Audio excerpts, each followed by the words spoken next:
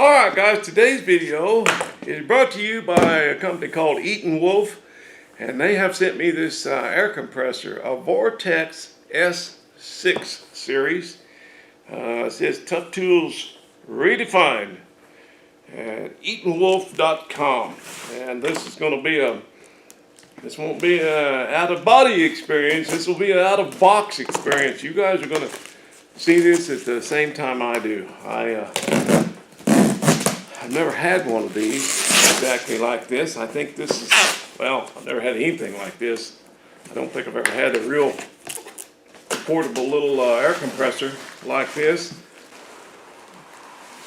I just had a little portable tank that I could air up and carry around, but I think this is a digital type of thing that you can maybe set the amount of pressure you want and hook it up to your tire and just walk away, let it do its thing. That's what I'm thinking.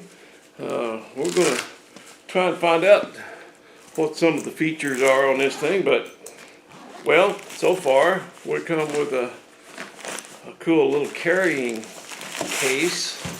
This would be handy for doing what we do, going rescuing old rigs and or going to car shows or whatever. So we've got the locking valve stem attachment there. There's some digicals, as Derek says, some digicals going on. We've got a charger here and a quick guide. That's what I like. We got the real manual here. That's good. Wow, this thing is small, compact, and light. And I do like the little carrying case. There's the front of it. I wonder. Oh, here's we've got some attachments on the back here. That's just an air hose for blowing things off. Oh, we got the little needle attachment if you need to inflate your basketball. Okay, there's where we charge. We've got a USB port here. You can charge your phone, apparently, with this thing. We got a pretty decent length of hose. Let's plug this thing in and charge it up, and then we'll get back with you. Okay, I haven't read up on everything yet, but what this is you've got a high pressure hose, and then you've got a high volume hose. And that's what this is. And this plugs in back here on the back, and also what we have, I noticed we have a light. There's got a light, and it will become quite bright too. That's and for safety, if you're having to do something alongside the road. But there are several modes here. This dial lets you adjust the amount of tire pressure you want. And the mode, it runs you through several. I've got it on car right now, and that automatically sets it at 36 psi. You hit mode again, and it goes to truck, and that's a little more psi, and it even goes to a RV, and 60 pounds it goes to. And then there's your basketball mode. It's got 8.5 psi, and then there's a bicycle mode too, and that says 32. So all these modes, and then the adjustment, and it came fully charged. There's your battery indicator here, and I think what we will do is just go put this thing to work right now, because I got a low tire on the Rockabilly Rat. So let's hook this thing up and see how long it takes it to air it up. We've got a low tire on the front, so let's see what we can do about that. One thing impressed me right away with this is how light it is. See what this thing will do. Let's set it at 32 psi. Lock that in place and start. Okay, there you go, guys. We went from 17 psi to 32.1 in 3 minutes. I'm happy with that. I think that's pretty good. So I have an idea you're going to be seeing this quite a bit in my videos, because I'm always carrying that portable air tank around, and this is much lighter than that and more compact and just easier to handle, and it'd be, like I said, really nice to have your toolkit and take it when you're doing rescues and whatnot. But yeah, 3 minutes, that's pretty good. Let's take it back in now, and we'll take a look at the website and see where you can get you one of these. Yeah, I think I'd recommend this. Get your thumbs up from Old Whale and Wire. Okay, I will include a link to this Amazon site in the description and in the comments sections, or you can just do a search for Eaton Wolf Vortex S6 tire inflator and it'll bring you to this site.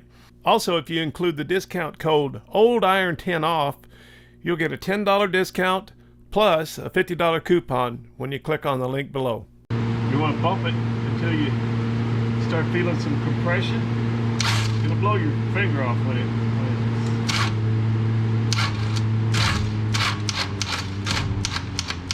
In the last episode, we heard old Waylon say, "You've heard me explaining to Noah how to make sure your number one piston's up on the compression stroke.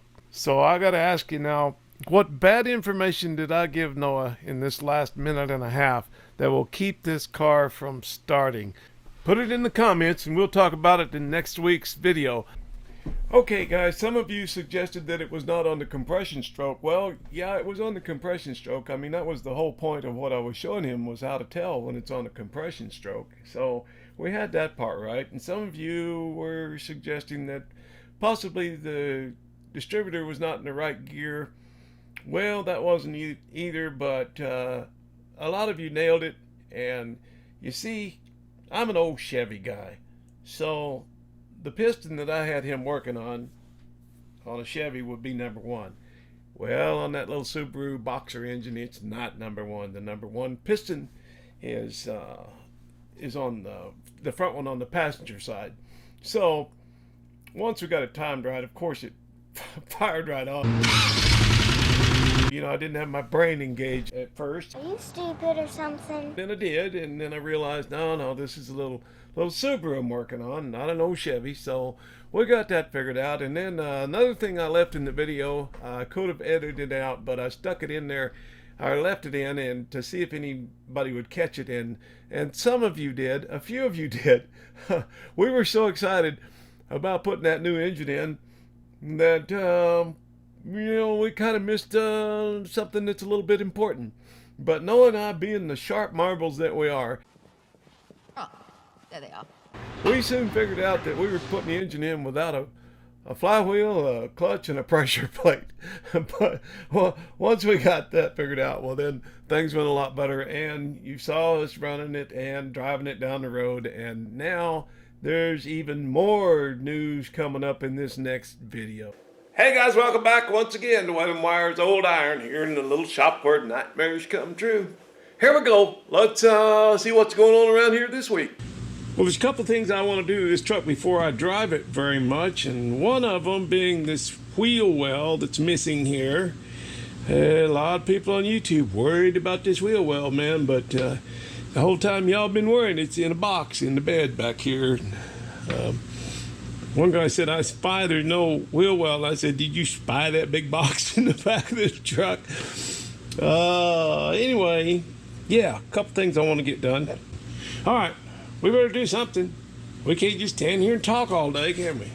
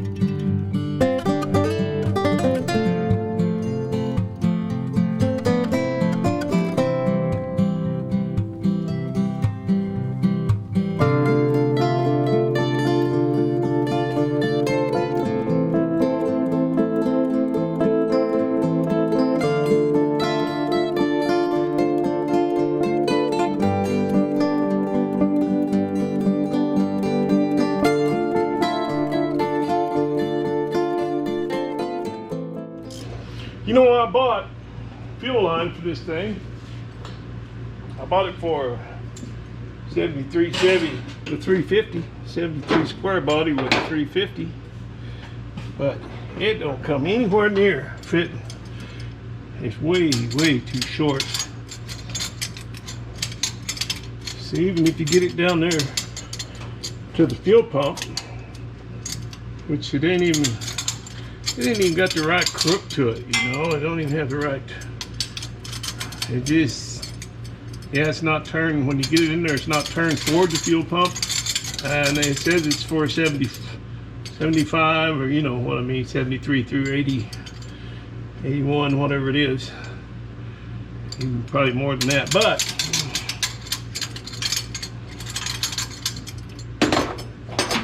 yeah, I don't fit no 350.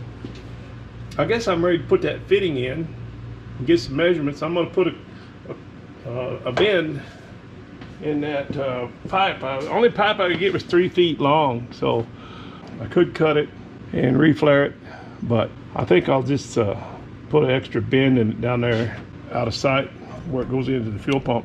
I'll see what I can do.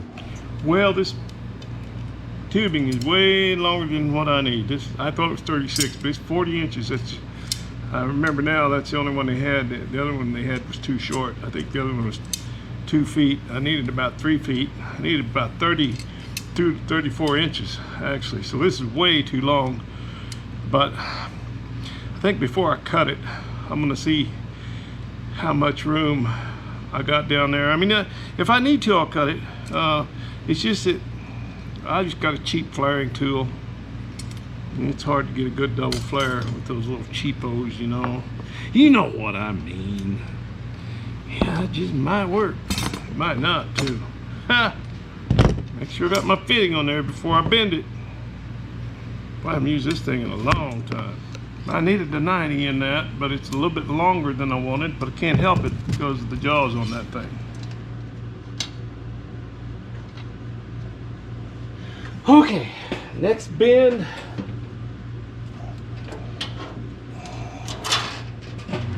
Better luck just bending this by hand. Way better luck. It says 3/8 right on it, but it's not happy about it. It's a way better bend. Look at that.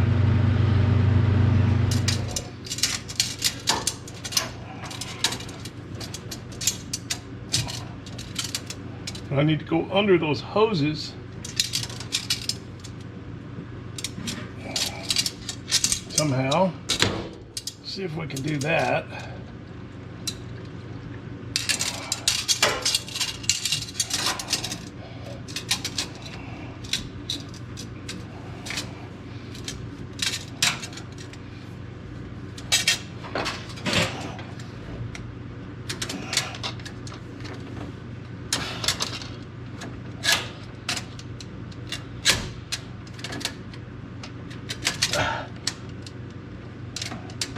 Boy, that's not very pretty, but I could put a little more sweep in this and kind of curve it around. All right, I'm gonna pick this truck up and take a look underneath and see if I gotta cut that off or not, or if I can work around it. Maybe I'll put a big sweep in it somehow. I couldn't get that tight enough because my fitting got in the way on the bender. Well, that's not looking real promising, is it? Well, we'll figure something out.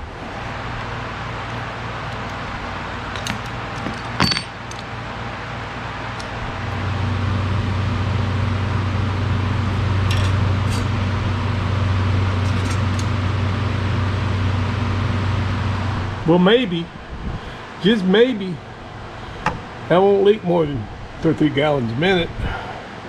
I'm lucky.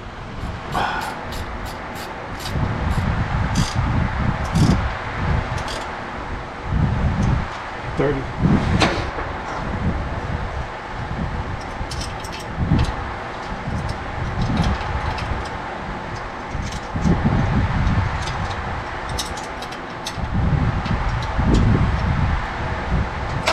All right, I want you guys to watch this couple of you get underneath there and watch that down there at the fuel pump and see if this thing squirts gas all over the place when I go to start it up. All right.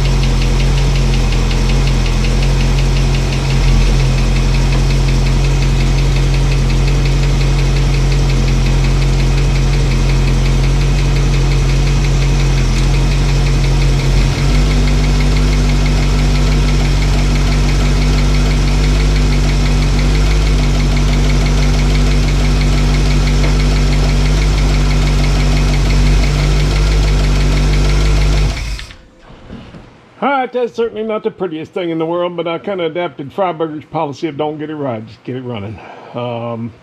Because, yeah, I need to be done with this truck. I just really, really do. Anyway, y'all keep an eye on things here. I'm going to go see if it will pump fuel.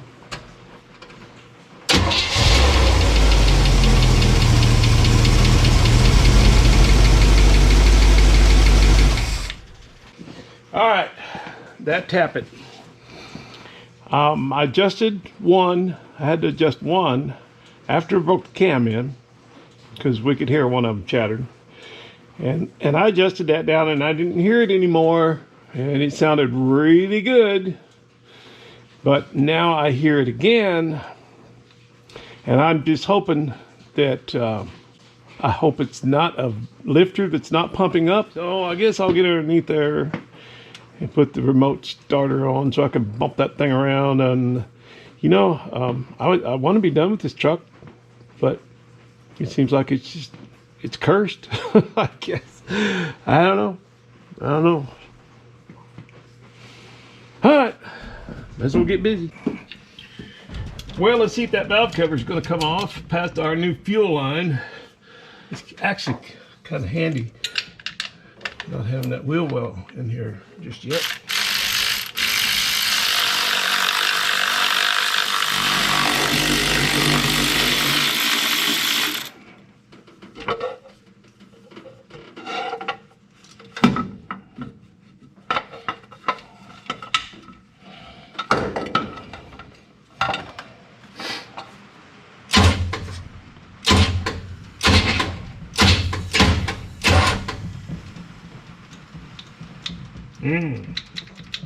I think that's the same one.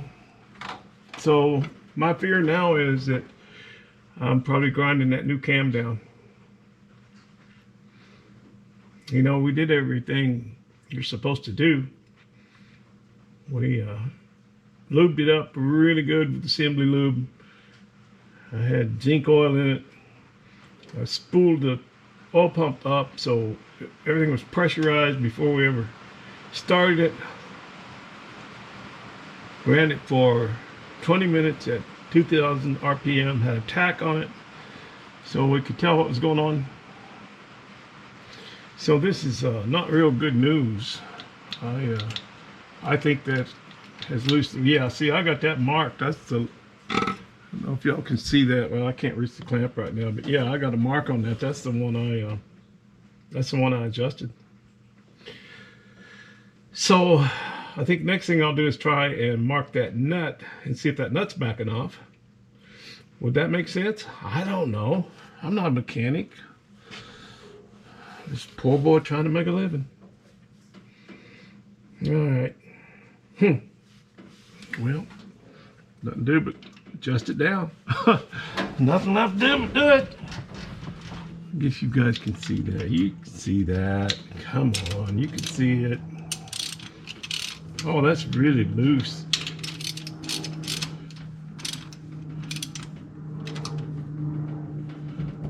I think maybe that nut backed off. I wonder if I can get a new one.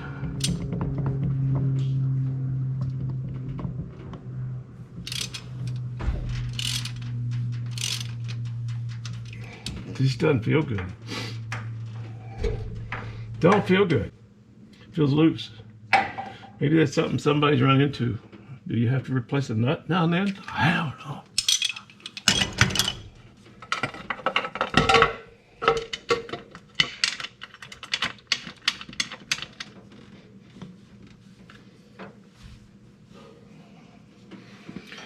Well, let's take a listen. Sounds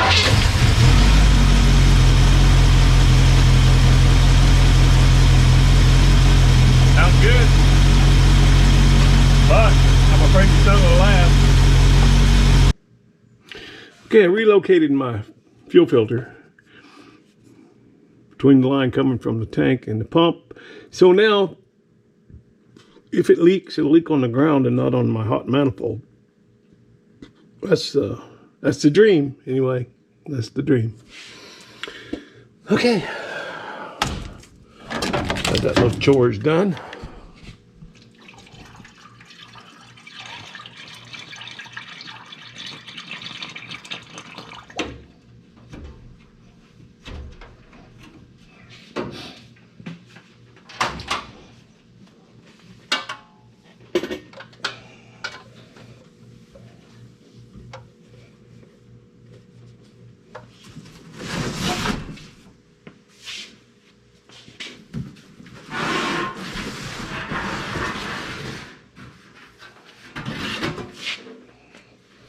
Boy, you can sure tell how flimsy that is compared to the originals. But my originals were all beat up, so I decided to go with one of these, and man, I just cut my finger already. I guess I better get some gloves on. Duh!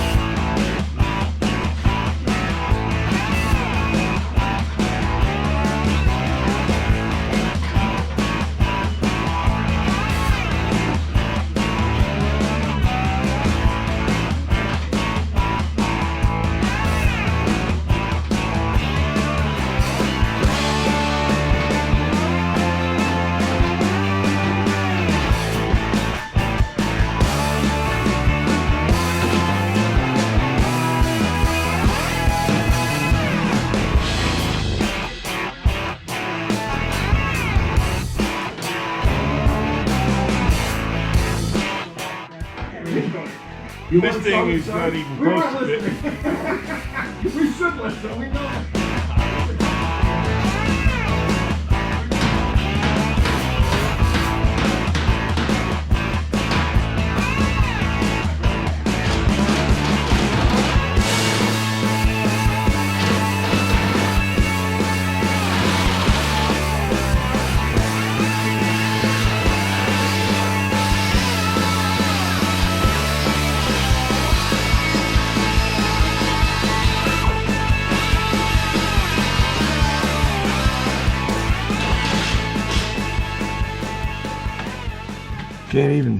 Can't even see that one. It's way up here somewhere. But I can't. Oh, I'm gonna hit it with a hammer and see if I can knock it up a little. We'll see. We'll see how that goes. I gotta find a big bolt. There's a big bolt that goes back there. Okay. Okay, I got them all in. The only one that lined up, well, that one and the one on the battery tray over there.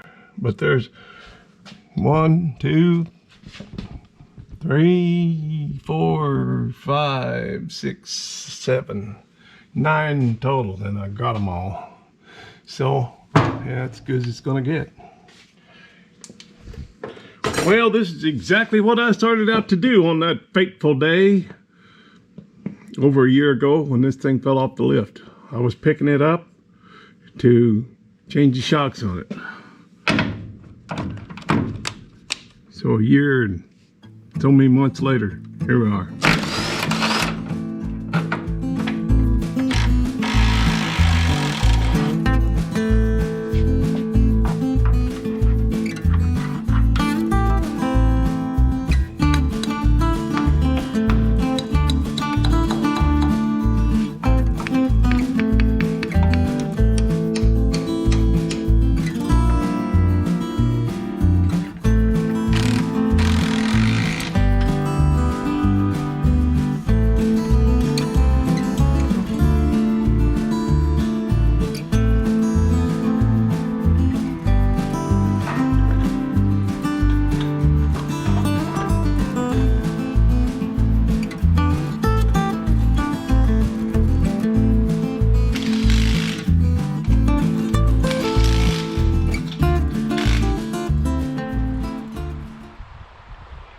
And now it's story time with Uncle Waylon. Hey Noah.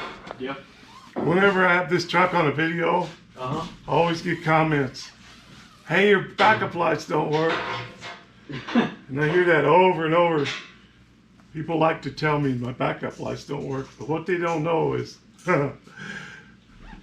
about 35 years or so, maybe sometime in the 80s, late 80s, Yeah. this truck had an issue. It had a 4-speed in it. Four speed or four? 4-speed, yeah, 4-speed transmission. And there was something out of line on that thing. The input shaft, the throwout bearing would bind up on the input shaft. And I think I told you about how I pushed the clutch down one time and it was bound up and it snapped that bolt. There's a bell crank thing that bolts from the frame to the transmission to the bell housing that works the clutch. Well, I pushed it so hard it was bound up, and I pushed the clutch in and it snapped that bolt off the frame. So I was in Santa Maria, California, just pulled into town and pushed the clutch in and snapped that bolt. And I had this young kid with me, Jason Davis. He was 18 at the time. He'd never been away from home. So he lived in Indiana, and he might have been to Seattle once or twice on a school trip or something, but he never had been anywhere. So this will tell you how green he was. The first night we got a motel, next morning we were getting ready to leave, and he came and he said, "Hey Ken, do we need to make the beds before we go?" I said, "Nah, they got people to take care of that." So anyway, pulled into Santa Maria and pushed the clutch in and it stayed on the floor, and he was freaking out. Here he is 1,000 miles from home and broke down. Oh, what are we gonna do? And I crawled over there and I saw what it was, and I had a canopy on this thing. And it had 6 C-clamps holding it on. I said, "Hey Jason, bring me one of those C-clamps off that camper shell." He brought it around there and I pulled it down, clamped that bell crank to the frame, got in it and took off. And the next day I went to the junkyard out there on what is that? Anyway, the guy said, "Yeah, down here on the right-hand side, take this trail about halfway down, there's this brown pickup, should have what you need." So I got that bolt, put it all back together. Well, the next year, same thing happened. Only I was out in the vineyard when that thing broke. Sheared that bolt again. So I went back to the same junkyard, and the guy says, "Yeah, down there on the right, there's that brown pickup." I said, "No, I got that one last year. You got to get me another one." But anyway, and it happened one time. I was just headed to California, and it broke, and it didn't break that bolt, but anyway, the thing seized up. And the last time it happened, we were so used to it. It was me and Jason and Blair on our way home from California. It might have been, yeah, anyway. Pushed the clutch in and it stayed on the floor. And we just looked at each other, shrugged our shoulders, and drove it to Washington without clutch. You know, just start it in low gear, start it in first, and then just shift it without clutch all the way home. So how do you shift it without a clutch Well, from you just starting? rev it up, and when you let off of it, then you go to the next gear, and it'll do it. Well, no, I mean like when you're stopped. Well, you have to start it. It had Granny Low in it, so it just you know. Oh, did you have to so start it while it was started in in gear? gear? Just shifted. And we did that all the way home, and it was just no big deal, you know. So it was getting pretty old. And so I was on a business trip. I had flown to California to book some work or something, and while I was gone, this guy I worked with, Mike Reed, he liked to spend my money.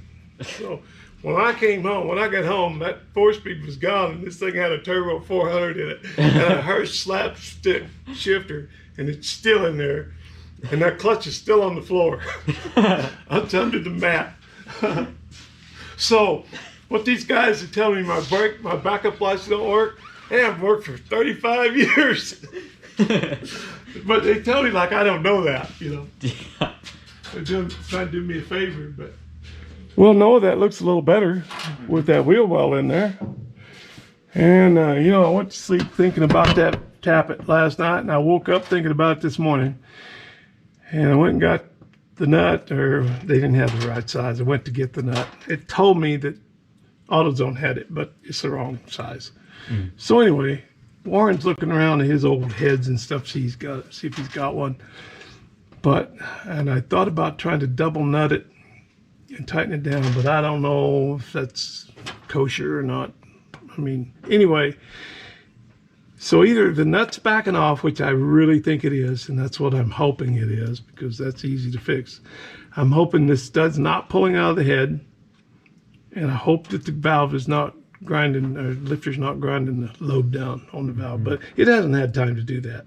It's only ran from the shed back there into the shop, so I'm just nervous about a flat cam, I guess. But anyway, I'm going to change that nut, and I'm going to check the height of the studs and make sure that stud's not backing out of the head, because they will do that. But anyway, starting to look pretty good under here, isn't it? Mm-hmm. Well, I think we can get it out of here and bring that Brad in. Yeah. Because I'd like to adjust that valve, wouldn't you? Mm-hmm. It's really noisy, really annoying. So last time, 30 years ago or so, last time I pushed that clutch and it went to the floor, it just stayed on the floor. And there it is, along with some mouse poop. Nice. Yeah, look at that. It's kind of wore out.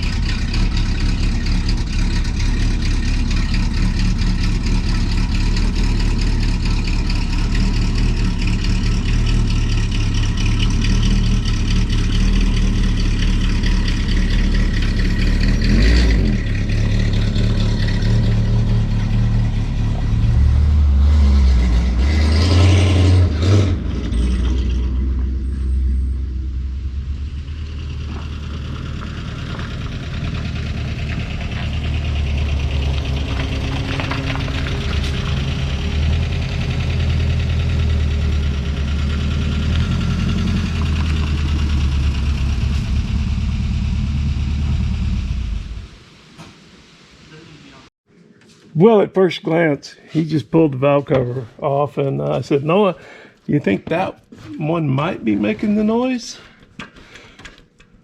Possibly.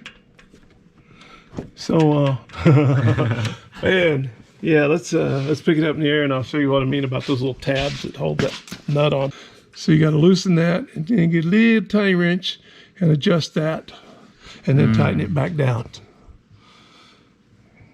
You follow me? Yeah. So you back that off. So it's at a 12. Back that off, and then tighten the little guy down. I can look up the clearance, but it's not supposed to be that much. Yeah, I don't think so. Yeah. Are those, That guy could probably use a little adjustment. well, I don't know, because when that see that? heats up, it's going to expand, and it may be just right. We can put a feeler gauge in there. Yeah, let's. Yeah, probably should just adjust them all. Should have put the remote starter on so we could bump it over. Oh yeah. Well, we still can, right? Well, we have Under to let it down because the starter's up on top. That's new. Noah's doing his first valve adjustment. I'm not helping much with the light. Might have to loosen that nut a little bit more, back it off some more so the whole thing will go down. There you go. How's that More, loosen the nut more. Now, screw that whole thing down. Is it going the other way? Maybe it's the other way. No, it's good. It's going. Is it tightening? Okay. It's tight enough where it fits. Yeah. Well, go ahead and make it pretty snug because it's going to heat up. Yeah. Oh, this is the exhaust. Mm-hmm. So you want it really, really tight on that 14. Boy, that thing was loose. Way loose.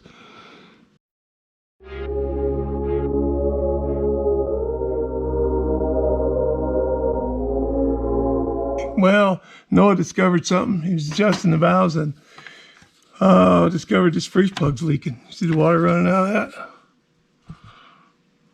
Wait a minute, I didn't have the camera on it. Yeah. Look at that water running out of there. There it goes. Yep. Well, I'm glad we didn't run it. I don't know what it means for the engine because that oil was nice and clear. So, well, we're going to have to do freeze plugs, Noah. Yeah. All right. So, Noah, what do you think? Is it cursed? I think it's cursed. Like my red truck? What's going on. It's cursed, isn't it? Mm-hmm. Or it's well. It's just one thing after another. You just can't catch a break. It's just like I was on that red truck, just one thing after another. But I'm glad we found it, and we'll check the others. You know, the other side too. Yeah. Glad we didn't drag race it. Yeah, I'm pretty glad we didn't drag race it. All right, well, we're gonna have to push it around back because I don't want to run it at all. We'll leave the valve covers I think really off. Yeah. All right, let's get it out of here. Doggone it, any darn how.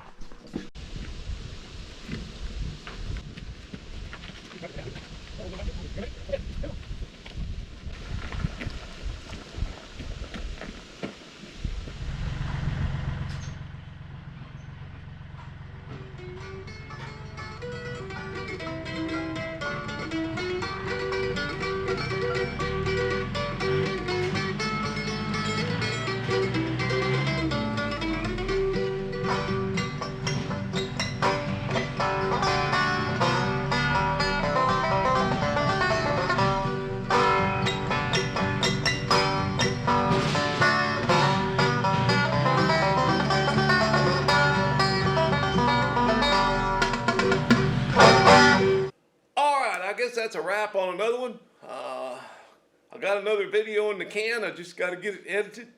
So I wanted to mention too, I got a special guest showing up here in the next few weeks. I don't know, later this month or early next month. Guy coming from several states away to spend a little time here with old Whalen Wire in the shop here.